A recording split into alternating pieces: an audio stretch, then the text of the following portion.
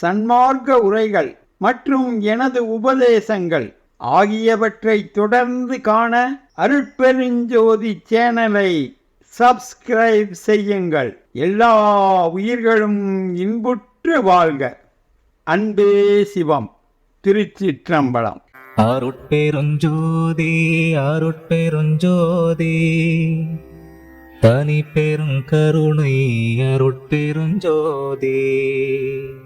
வள்ளலாருக்கு கண்ணாடியில் முருக தரிசனம் கிடைத்ததாக சொல்லுகிறார்களே, நிஜமாகவா? எது நிஜம், எது கதை?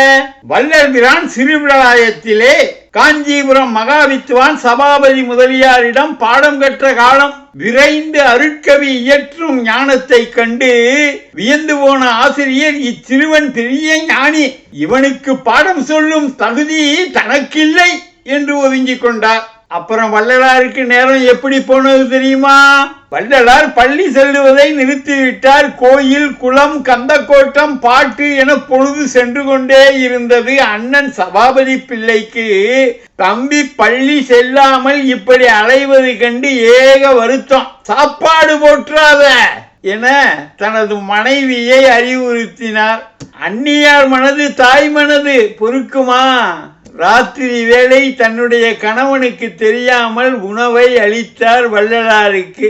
எத்தனை நாள் இப்படி மறைந்து மறைந்து வந்து சாப்பிட?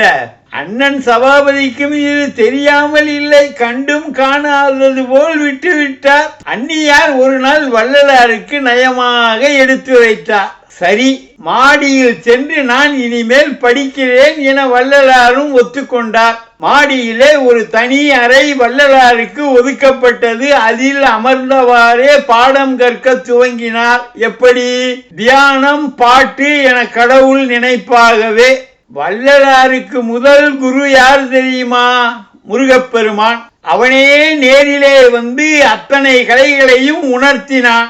வள்ளலார் ஓதாமல் உணர்ந்த கதை இது. ஓதாது உணர்ந்திட ஒளியளித்து எனக்கே ஆதாரமாகிய அருட்பெருஞ்சோதி.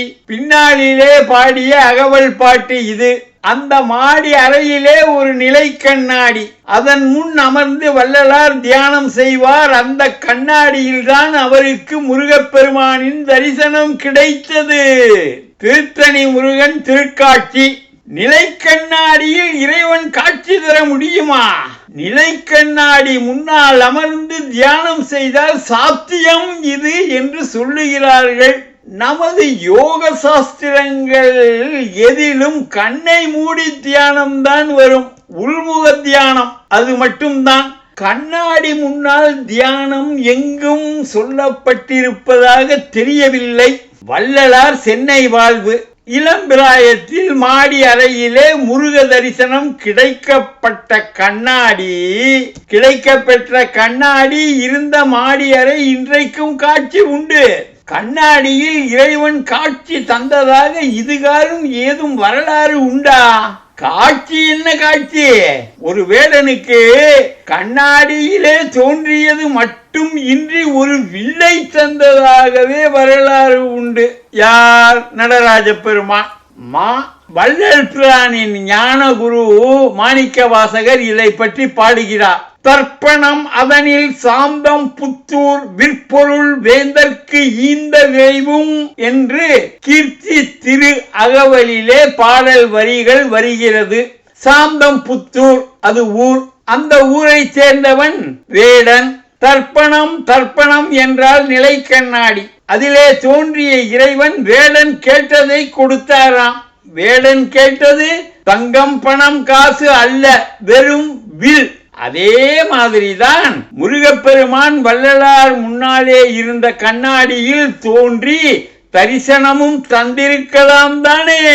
தந்திருக்கலாம் தான். தூணிலும் துரும்பிலும் கூட தோன்றும் இறைவன் நிலை கண்ணாடியில் தோன்ற மாட்டானா என்ன? நிஜமாகவா? ஆதாரம் உண்டா? அல்லது இது வெறும் செவிவழி செய்தியா? தோன்றினானா? வள்ளலார் சிறுபிராயத்தில் சென்னையில் மாடி அறையில் கண்ணாடியில் முருகனை கண்டார். இதற்கு ஆதாரம் தானே உண்டு உண்டு என்று சொல்லுகிறது சன்மார்க்கிகள் ஆதாரமாக காட்டும் இந்த பாடல். சீர்கொண்ட தெய்வ வதனங்களாரும் திகழ் கடம்பும் தாழ்கொண்ட பன்னிரு தோள்களும் தாமரை தாள்களும் ஓர் கூர்கொண்டதேலும் மயிலும் நற்கோழி கொடியும் அருள் கார்கொண்ட வன்மை தனிகாசலமும் என் கண்முற்றதே. ஆமா, இது வள்ளலார் பாட்டுத்தான். அவரே தான் பாடியிருக்கிறார். அப்போ நிலைக்கண்ணாடியில் முருகன் காட்சி தந்தது நிஜம்தான் போல இருக்கு. பாட்டு இருக்கே, அகச்சான்று இருக்கே என்றால் சற்று பொறுங்கள். என்ன ஐயா பொறுக்க? இந்த பாடலை நன்கு கவனியுங்கள். கண்ணாடியில் காட்சி தந்தான் என்று வரவில்லையே. கண்ணாடி என்கிற வார்த்தையே பாடலில் இல்லையே. அப்படி போல அருவாள. அப்ப என்னதான் நடந்துச்சு? முருகன் கண்ணாடி கதை பொய்யா? சிறு வயசிலேயே முருகப்பெருமான் வள்ளலாருக்கு காட்சி தந்து விட்டார். அதுவும் சுவற்றில் மாட்டியுள்ள நிலை கண்ணாடியில் தரிசனம். ஆமா, இது பற்றி வள்ளலாரே பாடியிருக்கிறார் பாருங்கள் என்று பாட்டையும் சான்று காட்டியாச்சு. ஆனா அந்த பாட்டுல எப்படி வருது? ஆறுமுகம், 12 தோளு, கடம்ப மாலை, தாமரை பாதம், வேல், மயில், கோழி கொடியோடு தனிகை மலை எல்லாமே வள்ளலார் கண்ணுக்கு தெரிந்ததாம். பாடி இருக்கிறார் தான், பாட்டிலே வருகிறது தான், அகச்சான்றுதான். நிகழ்ச்சியின் ஆதாரமாக அகச்சான்றாக காட்டும் இந்த பாடலில் நிலை கண்ணாடியில் முருகப்பெருமான் காட்சி தெரிந்தது நிஜம் என்றால் அப்படியே அவர் பாடி இருக்கலாமே. நிலை கண்ணாடி உற்றது என்று எங்கே பாடினார்? நிலை கண்ணாடி உற்றது என்று பாடாமல் கண் உற்றது என்று ஏன் பாட வேண்டும்? அங்கேதான் இருக்கிறது சூட்சுமம். திரும்பவும் கடைசி வார்த்தைகளை கவனியுங்கள். கண்கள் என பன்மையிலே சொல்லவில்லை அவர், கண் என ஒருமையிலே சொல்லுகிறார். ஆகவே வலக்கண் இலக்கண் என்கின்ற சூழ கண்களில் இல்லை அந்த திருக்காட்சி. அது அகக்கண் ஆகிய நெற்றிக்கண், நடுக்கண். அவருக்கு இள வயதிலேயே நடுக்கண்ணை திறப்பித்து முருகப்பெருமான் தனது திருவுருவை காட்டி ஆட்கொண்டு குருவாகி நின்றான் என்பதே நிஜம் அன்றி கண்ணாடி என்பதெல்லாம் வெறும் கட்டுக்கதை. அவர் அறையில் கண்ணாடி இருந்திருக்கலாம், நான் மறுக்கவில்லை. எங்கும் நிறை பரம்பொருள் கண்ணாடியிலும் தோன்றலாம், அதையும் நான் மறுக்கவில்லை. வள்ளலார் ஏன் அதை பாடாமல் விட்டார் என்பதுதான் கேள்வி.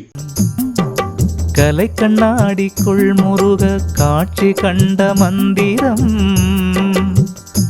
அதை நிலை கண்ணாடி என்று நம்மை நினைக்க வைத்த மந்திரம். ராமலிங்க ராமலிங்க ராமலிங்க மந்திரம், ராமலிங்க ராமலிங்க ராமலிங்க மந்திரம்.